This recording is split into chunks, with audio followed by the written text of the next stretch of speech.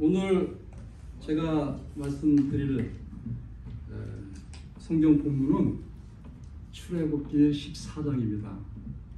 이스라엘 백성이 애굽으로 나와가지고 광야를 거닐다가 홍해 앞에 도달했는데, 이 모세가 이제 이스라엘 백성들을 이끌면서 여러 가지 문제점이 있었잖아요. 그 중에서 이제 가장 큰 위험에 닥친 그 순간이었어요. 그래서 오늘 이 위험, 위기에 처할 때, 위기에 봉착했을 때 우리는 무엇을 어떻게 해야 되느냐, 교회여 너희가 무엇을 믿느냐, 2025년도에 이 성도들의 나아갈 길, 그 지표가 오늘 이 성경 말씀과 거의 이렇게 일치하는 것 같아서 참으로 좋습니다. 먼저 우리가 꼭 깨달아야 될 세 가지가 있는데, 그 중에서 이제 중요한 것은 우리의 인생의 여정을 한번 살펴봐야 되는 거예요. 우리 인생 여정이, 나이 드신 어른들은 그 우여곡절 뭐라 그러죠? 삼전수전 다 겪었다. 심지어는 공중전까지 겪었다. 이제 이런 말씀을 하시는데, 저는 공중전이 뭔지 잘 몰라요. 인생에 있어서는. 그런데 제가 공군 출신이라서 비행기로 싸우는 게 공중전이구나, 그건 아는데 어른들이 얘기하는 공중전은 잘 솔직히 모르겠어요. 여하튼 그만큼 많은 경험을 했다 이 얘기잖아요, 그죠? 그 경험 속에서 위험에 닥쳤을 때 어떤 태도, 어떤 자세로 극복했는가 한번 생각해 보세요. 그리고 그 위험 중에 가장 위험한 그런 순간은 무엇이었을까? 돈이 부족한 사람은 이번에 이 돈을 못 채우면 뱅크럽시 돼가지고 내 인생이 망가지는데, 또 건강이 약한 사람은 이거 의사한테 가서 치료를 못 받으면 내가 큰 곤란을 겪으면서 살아야 될 텐데, 여러 가지 상황 속에 위험이 있어요. 그 위험의 가장 저편에 가장 큰 두려움은 어디에 있느냐면 죽음이죠. 죽음. 사람은 죽음을 항상 두려워하고 있고, 죽음 때문에 이 세상에 여러 가지 문제들이 발생을 하는 겁니다. 그래서 이제 이스라엘 백성들이 사실은 애굽에서 종노릇을 하다가 하나님께서 모세를 세워서 이제 해방을 시키고 출애굽을 해서 가나안 땅으로 이제 가는 그런 여정에 있었습니다. 이 배경이 이제 거기서 여러 가지 문제들이, 여러 가지 위험들이 발생했지만 가장 큰 지금 위험에 봉착을 한 거예요. 그 뭐냐면 앞에 홍해가 있어서 더 이상 갈 수가 없는데, 바로가 이제 간파해져 가지고 이 사람들 내가 괜히 보냈네, 가서 다 죽이든지 다시 다 끌고 와서 종으로 삼든지 내 해야 되겠다. 그래서 엄청난 군대를 모아 가지고 추격을 하는. 그래서 이스라엘 백성들이 보니까 앞에는 홍해였기 때문에 계속 도망갈 수는 없고, 뒤에를 보니 이 애국 군대들이 막 따라오고, 이거 정말 진퇴양난이고 어떻게 할 바를 모르는 아주 위험한 그런 상황에 처해 있습니다. 오늘 말씀드릴 그 내용의 중심점은 어디에 있냐면은 교회에 너희가 무엇을 믿느냐, 무엇을 믿느냐. 저게 노란 글씨로 하나님을 신뢰함 이렇게 써 있잖아요. 우리는 믿는 게 뭐예요? 하나님 믿는데, 전능하신 하나님, 전능하신 하나님. 오늘 1월달 주제가 그거네요. 예, 전능하신 하나님을 믿는 거예요. 자, 위기에 처했을 때 하나님을 신뢰하는데, 전능하신 그 하나님을 믿을 때에 중요한 것이 있습니다. 뭐가 중요한 거냐? 어떤 자세로, 어떤 태도로 믿느냐. 지금 애굽을 탈출했고 애굽 군대가 지금 막 추격을 했어요. 그러니까 이스라엘 백성들이 갑자기 뭐가 생겨요? 두려움이 생겨요. 야, 우리 여기서 죽는구나. 여기서 죽는구나. 그런 생각을 하면서 부르짖게 돼요. 부르짖게. 오늘 말씀의 10절에 하나님을 원망하고 부르짖는다, 이 말씀이 나오는데, 위험이 처하고 막 위기에 봉착하면 사람들이 부르짖게 됩니다. 그런 기억들 있으시죠? 정말 힘들고 어려울 때 부르짖는 그런 경험들. 근데 두 가지 양상이 있어요. 부르짖는 것이 두 가지 양상이 있는데 한 가지는 뭐냐면 원망하면서 왜 이런 일이 나한테 생겼지?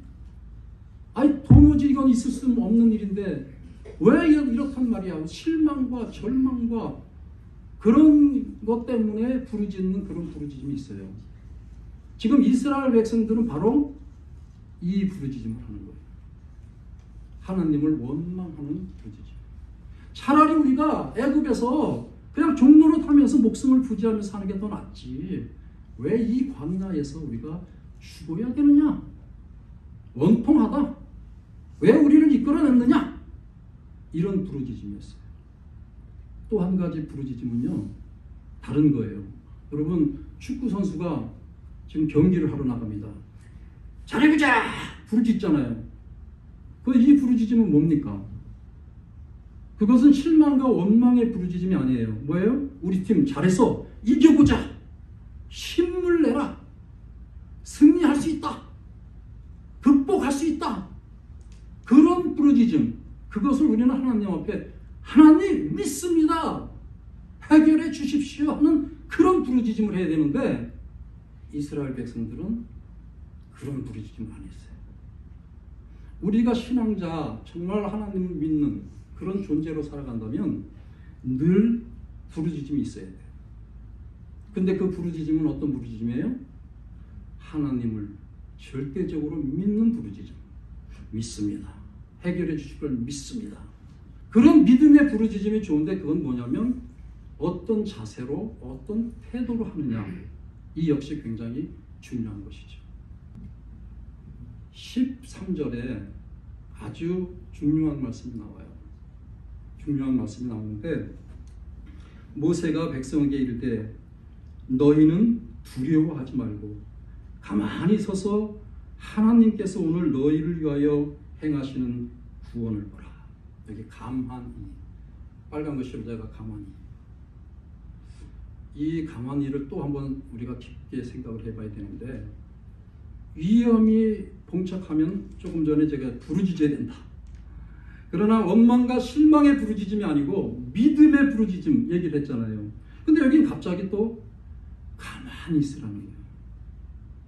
이스라엘 백성들이 지금 어떤 부르짖음을 했기 때문에, 원망의 부르짖음을 했기 때문에 모세는 지금 이스라엘 백성들에게 좀 가만히 있어. 이 가만히 있어에 또 두 가지 관점이 있어요. 하나는 너희들 그렇게 무서워? 야, 좀 숨 좀 죽여. 누가 막 쳐들어오면은 그냥 뭐 죽은 듯이 왜 숨는다 그러잖아. 그런 식으로 몸을 감추고 가만히 있어라. 그런 뜻이 아니었어요. 대부분 사람들은 가만히 있어 좀. 그러면 그냥 숨죽이듯이 가만히 있는 거. 그런 것을 가만히 있다고 그러는데 오늘 모세가 이스라엘 백성에게 야, 좀 가만히 있어.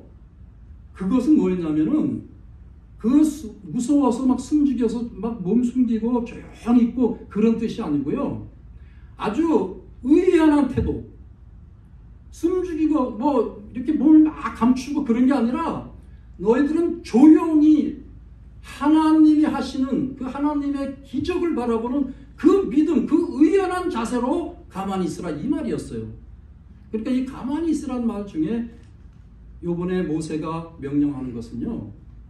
무서워서 막 그냥 떨면서 두려워서 막 몸을 그냥 쫙 엎드리고 막 숨는 그런 가만히가 아니고 정정당당하게 자, 이제 우리가 살 길이 열렸다.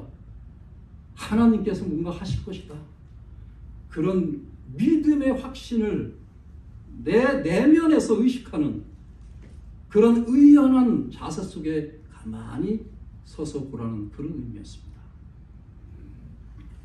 우리가 위험에 처하면 때로는 부르짖지만 때로는 가만히 있는데 가만히 있을 때 저도 위험할 때가 많아서 내가 어떤 때 가만히 있었나 가만히 생각해 보니까 별 해결점을 찾을 수가 없을 때 그리고 내가 뭔가 움직이면 사람들이 나를 비난할 것 같아.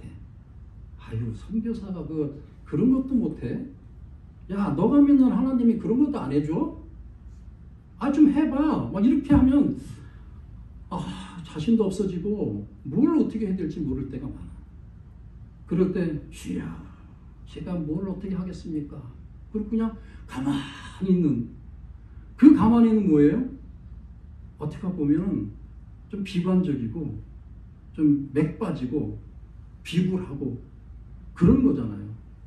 우리가 신앙생활하면서 사람들하고 대화를 하든지 아니면 어디 나가서 무엇을 할 때요, 말 못하고 가만히 있는 사람이 있어요. 뭘 통달해서 뭘 엄청 잘해서 그러면서 가만히 있는 사람도 있지만, 대부분 뭘 통달한 사람들은 한마디 해요. 근데 아무 말도 못하고 가만히 있는 사람 뭐냐면, 너무 다른 사람 의식하게 되고, 내가 이 한마디 했다가는 뭔가 또 비난이 오겠지. 또 내 자신을 돌아볼 때, 나는 정말 확실하게 믿음을 가지고 생활을 못했는데 내가 무슨 말을 해. 그냥 가만히 있는 게 낫지. 그럴 때가 참 많아요. 이스라엘 백성들이 좋을 때는 막 하나님 막 찬양하고 난리치고, 힘들고 어려울 때는 막 비난하고 원망하고 실망하고, 그런 것들이 이 광야에 거치면서 우리가 많이 봤잖아요. 모세는 그걸 다 알고 있는 거예요. 이스라엘 백성들의 그 여러 가지 삶의 양상과 그 형태를 다 알고 있어요. 이제 이 죽음에 도달한 이 형편 속에서 마지막으로 모세가 강조하는 것이, 야, 우리가 이것밖에 안 되냐? 하나님이 우리를 여기까지 인도했다면 좀 의연한 자세 갖자. 죽더라도 좀 당당하게 죽자. 그런데 하나님이 기필코 우리를 위해서 무엇인가를 행할 것이다. 그 무엇인가 행하실 것은 사실 모세도 잘 몰라요. 그러나 모세는 그 확신, 믿음이 있어요. 그러나 이스라엘 백성은 그게 없었다는 거죠. 그래서 모세가 이스라엘 백성들에게 하나님이 행하실 일, 그 행하실 일이 뭡니까? 이 말씀 속에는 구원입니다. 구원. 이 구원이란 말이 상당히 어려운 말이에요. 사실은 우리는 예수 믿고 구원 받으세요, 쉽게 얘기하잖아요. 이 구원이라는 것은 세 가지 구원이 있어요. 물론 과거의 구원, 현재의 구원, 미래의 구원, 우리가 그런 신학적인 구원을 얘기하고 싶은 게 아니고, 저는 이 세 가지의 구원이 뭐냐면 영과 혼과 육, 통체적인 구원, 이것을 얘기하고 싶은 거예요. 아픈 사람한테 기도했어요. 성경에 많이 나오죠. 치유를 합니다. 그러고서 구원받았다고 그래요. 무슨 구원일까요? 치유, 육의 구원을 받은 거예요. 병 나음을 받은 거예요. 뭘로? 의사의 약으로, 치료로가 아니라 하나님의 능력으로. 하나님의 능력은 우리의 육도 구원하십니다. 그리고 중요한 건요, 이 혼인데요. 많은 사람들이 이 영과 혼을 구별을 못해요. 혼이 뭐고 영이 뭐냐고 물어보면 아는 사람이 별로 없어요. 그래서 그냥 영혼 그래요. 영혼. 영혼이라고 그러면 아주 쉬워. 우리 영혼이 구원받았네? 그런 말 많이 들었죠? 영혼이 구원받았네. 그런데 사실은요, 영혼이 구원받은 게 아니라 영이 구원받은 거예요. 영이. 우리 하나님 믿는 사람들은 영이 구원받은 거예요. 그러면 일반 사람들은 뭐예요? 영, 구원을 받지 못한 거예요. 그러나 혼은 뭐예요? 혼은 그대로 우리하고 똑같아요. 사람에게는 영, 혼, 육이 있잖아요. 그런데 일반 사람들이 이 혼이 상당히 양심적이고, 이 혼이 정신이라고 하는, 혼은 정신인데, 이 정신이 건강해서 살아가는, 이 일생 살아가는 동안에 참으로 유익한 그런 삶을 사는 사람이 있어요. 그러나 영으로는 아직 구원받지 못해. 왜냐? 예수님을 믿지 않았기 때문에. 근데 반대로요, 우리 믿는 사람들이 정말 예수님을 믿고 성령을 통해서, 성령 거룩한 영이잖아요. 성령을 통해서 영이 구원을 받았어. 그런데도 엉터리로 사는 사람이 많아. 기독교인 중에서. 그러니까 일반 사람들이 영으로 구원받지 못한 일반 사람들이요. 그 사람들을 욕하는 거예요. 네가 구원받았다고? 예수님 잘 믿는다고? 근데 너 왜 그렇게 살아? 너 나보다 못해. 왜 그러냐면 혼이 아직 구원을 받지 못해서 그래요. 우리는 이 혼, 정신인데 정신. 이 정신이 뭐냐면 우리의 판단력이고 우리의 생각이고 우리의 양심이고 우리의 자유의지예요. 이 우리의 자유의지, 우리의 생각, 이 모든 것이 영으로 구원받아서 하나님 앞에 통체적인 구원을 받으면 우리는 하나님 앞에 순종하는 삶을 살 수밖에 없어요. 내 자신을 드러내고 살질 않아요. 그게 정말 진정한 구원이에요. 그런데 많은 신앙인들이 나 구원받았어 하면서 자기 마음대로 살아. 그건 아직 미숙한 거죠. 혼이 구원받지 못한 상태예요. 그렇기 때문에 우리가 정말 구원받은 자로 하나님 앞에 믿는 자로 산다는 것은 영과 혼과 육의 이 전체적인 전인적인 전인격적인 구원을 받아야 된다. 그것이 그 삶 속에서 드러나야 되는 거예요. 이 삶 속에서 그런 것이 드러나지 않으면 문제가 커요. 그래서 믿는 사람이 아픈 건 당연해요. 이 육이라는 것은. 그런데 의사도 필요하고 약도 필요하고 다 필요하지만 첫 번째 중요시 것은 하나님, 이 아픈 것도 하나님한테 달려 있습니다. 하나님 치료해 주십시오. 치료해 주지 않는다 할지라도 나의 육체는 하나님 앞에 달려 있습니다. 그러면요, 의사 앞에 가도 무섭지 않아요. 몸이 아파서 죽음이 닥쳐와도 무섭지 않아요. 왜냐? 내 육신까지도 하나님이 다스리고 계신다. 이걸 우리가 깨닫고 사는 거잖아요. 중요한 거는 내 생각, 나의 의지가 정말로 나를 영으로 구원하신 성령께서 나를 지금 감화 감동 주셔서 그 믿음으로 내가 살아가는 이 실체를 나의 자유의지를 통해서 기꺼이 순복하고 복종하며 사느냐. 그것이 문제죠. 우리에게는 늘 유혹이 있습니다. 우리에게는 늘 위험이 있습니다. 이 유혹과 위험, 그 모든 것들을 하나님의 전적인 능력에 의지하는 그런 삶을 살아야 진짜 우리는 참다운 신앙이로 살 것이라 믿습니다. 사도 바울이요, 늘 고민했잖아요. 내 가운데 두 가지가 싸운다. 영과 혼의 싸움. 그러니까 육체가 연약하니까 주님 좀 고쳐주세요. 그랬는데 하나님이 안 고쳐주셨어요. 사도 바울 원망했습니까? 이것이 내 은혜에 족하다. 아픈 대로 그냥 받아들이고 복음 전하는 생활을 했잖아요. 그러면서도 고민하는 거예요. 결혼을 안 했으니까 또 사람들 가정 꾸리고 뭐 재밌게 사는 거 보면 또 아유 나는 왜 결혼 안 하고 복음만 전할까? 어디 가서 또 얻어맞고 복음 전하다 돌멩이 맞고 막 몽둥이로 맞고 그러면 아유 나는 꼭 왜 이런 걸 해야 되나? 사도 바울 그런 고민 안 하겠습니까? 그런 고민은 어디서 오는 거예요? 혼에서 오는 거예요. 혼에서. 그런데 이 혼을 내 정신을 하나님의 영에 완전히 굴복시키면 문제가 안 돼요. 그래서 사도 바울이 어떤 고백을 합니까? 내 안에 있는 모든 것을 배설물로 여긴다. 이런 고백이 나오는 거예요. 왜냐? 나를 구원하신 거룩하신 영, 내가 성령에 붙들려서 사는 사람, 이런 존재라면 이 모든 것까지도 하나님 앞에 맡긴다. 얼마나 위대한 신앙 고백입니까? 우리는 이 영적인 삶을 산다 그러면서도요, 내 생각, 내 자유, 내 의지, 내가 하고 싶은 것, 머리 굴려가지고 어떤 것이 나한테 유익하고 내가 더 이익을 챙길 수 있는가? 이런 걸 얼마나 따지며 삽니까? 우리 믿음의 사람들은요, 그런 부분들을 자꾸 정화시켜야 됩니다. 절제해야 됩니다. 그거의 핵심, 그것은 하나님을 전적으로 신뢰하고 전적으로 믿는 것밖에는 다른 방법은 없다, 이 얘기입니다. 그래서 가만히 있는 것은요, 다른 것이 아니라 위대한 일을 행하실 그 하나님을 전적으로 신뢰하기 때문에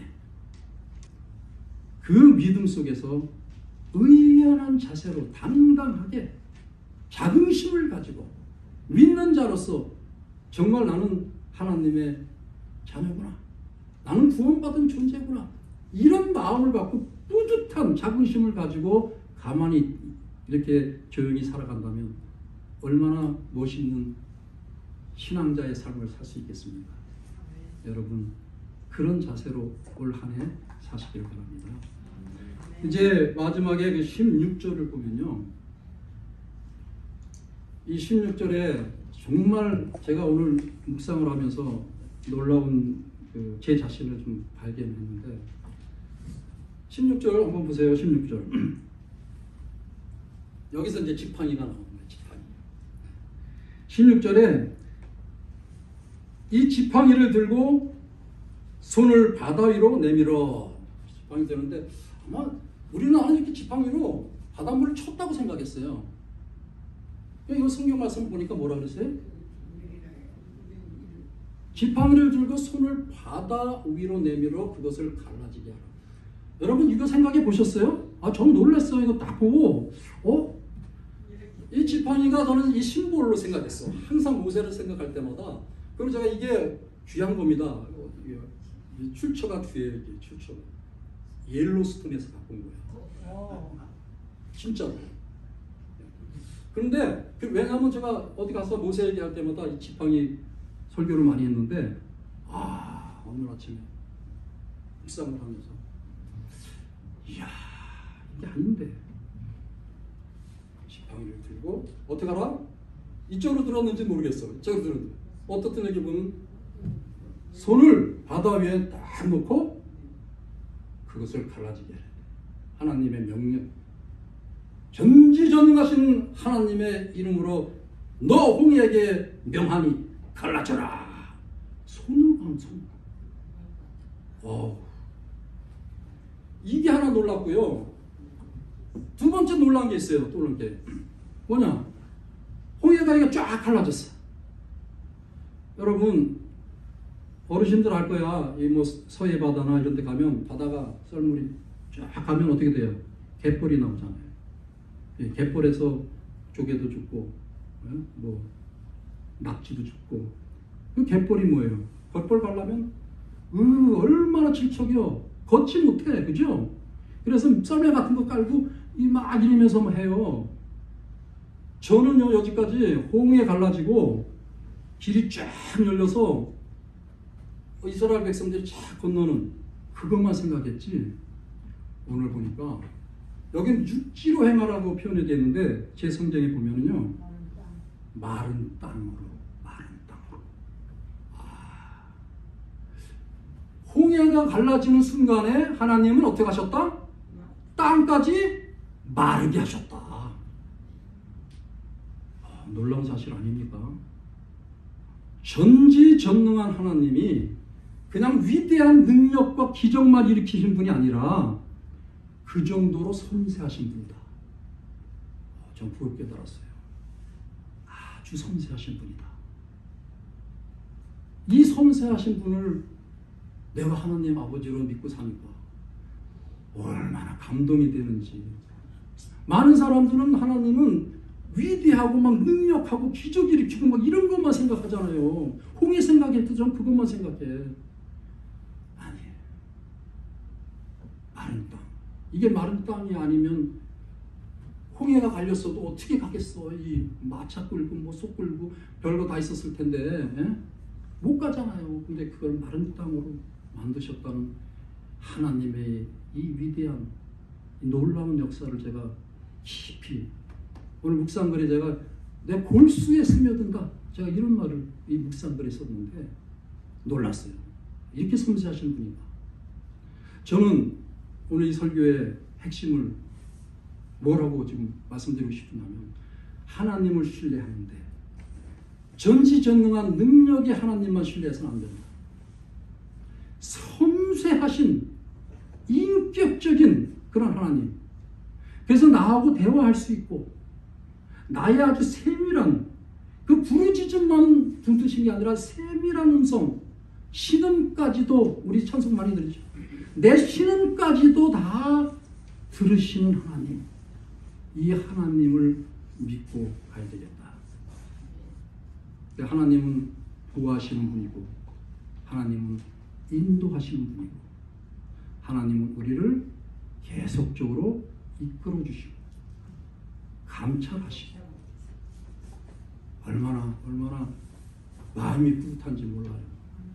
이런 하나님 믿고 사는데 우리가 자긍심을 가져야지. 그러니까 위험이 닥칠 때 어떻게 해야 된다? 부르짖을 수밖에 없지만 이 부르짖음은 무슨 부르짖음이야? 승리의 외침. 내가 아파서 죽을지라도 나는 원망하지 않고 기쁘게 나는 받아들이겠다. 나이가 들어서 내 명이 다해서 죽을 수도 있지만 내일 무슨 일이 터져가지고 죽을지도 모르잖아요. 그러나 그 순간 앞에서도 나의 삶 자체가 하나님 앞에 달려있다는 걸 믿는다면, 신뢰한다면 그렇게 두려움에 떨거나 원망하거나 그렇게 할 필요가 없다는 것이죠. 이 세 가지 지역하시면서 우리가 말씀을 정리를 하겠는데, 첫째 뭐예요? 빨간 글씨 다 같이 부르짖음. 이 부르짖음은 두려움과 원망의 부르짖음이 아니고 의연한 자세, 믿음의 승리를 얻는 그런 부르짖음. 가만히는 뭐예요? 가만히 아이고 어떻게 할 줄 없어가지고 그냥 우왕좌왕하면서, 아니면 내가 죽을까봐 그냥 몸 숨기고서 숨 죽이고, 그런 비굴한 마음, 비굴한 자세로 가만히가 아니고 어떤 가만히? 하나님이 행하실 일을 믿음의 시각으로 보는, 내가 뭘 어떻게 하겠어? 그러나 믿음의 시각으로 보는 그런 가만히, 그거 꼭 기억하셔야 되고요. 그 다음에 마른 길, 마른 땅. 기적 가운데는 하나님 섬세하시니 우리가 생각하지 못한 것까지도 미리 예비하시는 하나님, 그 하나님을 믿고 우리는 사는 정말 멋있는 신앙자구나. 그렇게 깊은 자긍심을 갖고 올 한 해도 열심히 신앙생활을 축원합니다. 기도하겠습니다. 아버지 하나님 감사합니다.